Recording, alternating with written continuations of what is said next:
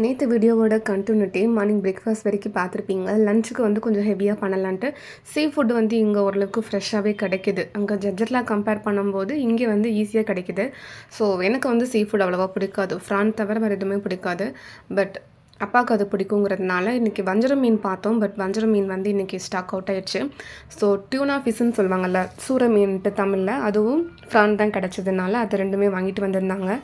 அது வாங்கிட்டு வந்ததுக்கப்புறமா க்ளீன் பண்ணி டர்மரிக் உப்பு அதெல்லாமே போட்டு ப்ராப்பராக க்ளீன் பண்ணி ஒரு சைடு எடுத்து வச்சுருக்கேன். இன்றைக்கி ஃபுல்லுமே ஆந்திரா ஸ்டைலில் எனக்கு கொஞ்சம் ஈஸியாகவுமே வரும். எனக்கு அது பண்ணனா கரெக்டாக பண்ணுவேனா. ஸோ அதனால இன்றைக்கி ஆந்திரா ஸ்டைலே போகலான்ட்டு ஆந்திரா ஸ்டைலில் இது வந்து குண்டூர் ஸ்டைலில் ஃப்ரான் மசாலா கொஞ்சம் ட்ரை ரோஸ்ட் மாதிரி வரும். அப்புறம் வந்து கறிவேப்பாகு ரசம். இதில் வந்து நம்ம வழக்கமாக பண்ணுற ரசம் மாதிரி தான்.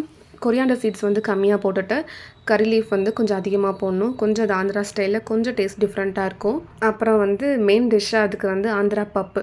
நம்ம நார்மலாக வீட்டில் வைக்கிற அந்த பருப்பு அந்த குழம்பு மாதிரி தான் இருக்கும். கொஞ்சம் டிஃப்ரெண்ட்டாக இருக்கும்.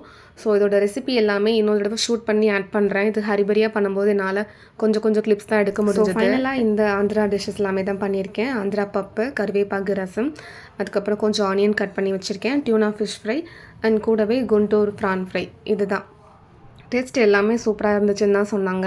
அண்ட் தென் ஈவினிங் வந்து டுகுக்கு ஸ்நாக் பண்ணுவேன்ல எப்பவும் போல். ஸோ அதே மாதிரி கொஞ்சமாக டீ போட்டு கொடுத்துட்டு இந்த குழிப்பணியாரம் அது பண்ணி கொடுத்தேன். அதுவுமே டேஸ்ட்டு நல்லாவே வந்திருந்தது. பெங்களூரில் நாங்கள் வந்ததுக்கப்புறமா இவ்வளோ மழை பெஞ்சு இன்றைக்கி தான் பார்த்துருக்கோம். அவ்வளோ ஹை பீக்கில் இருந்துச்சு அந்த ரெய்னி. எல்லாமே இடி மின்னல் எல்லாமே பயங்கரமாக இருந்துச்சு. அன்றைக்கி குக் பண்ண அந்த பாத்திரம் எல்லாமே ஒரு சிங்க் ஃபுல்லாக நிறைஞ்சிருச்சு. அதை நீ போய் உட்காரு நானே பண்ணித்தரேன்ட்டு அவ்வளோத்தையும் க்ளீன் பண்ணி கொடுத்துட்டாங்க. அந்த நைட்டுக்கு உளுந்தம்பருப்பு சட்னி, தோசை. ஏன்னா நம்ம பேட்டர் வந்து இட்லி வராதில்ல. ஸோ அதனால் நைட்டுமே தோசையே போயாச்சு. இந்த உளுந்தம்பருப்பு சட்னி வந்து எங்கள் வீட்டில் எல்லாருக்குமே பிடிக்கும். ஸோ அதனால் அதுவே பண்ணியாச்சு. கூடவே சைட் பை சைடாக கறி லீஃபில் ஒரு ஆயில் பண்ணுவேன் தலைக்கு தேய்க்கிறதுக்காக. அதுவுமே காலியாச்சு.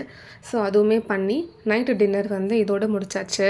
இங்கே கர்நாடகாவில் பந்த் வந்து பெருசாக எங்கள் ஏரியாவில் அவ்வளோ பெருசாலாம் இல்லை. பட் சில மெயினான ஏரியாவில் போராட்டம்லாம் நடந்த மாதிரி சொன்னாங்க. இங்கே வந்து ஓரளவுக்கு எப்பவும் போல் நார்மலாக தான் இருந்துச்சு.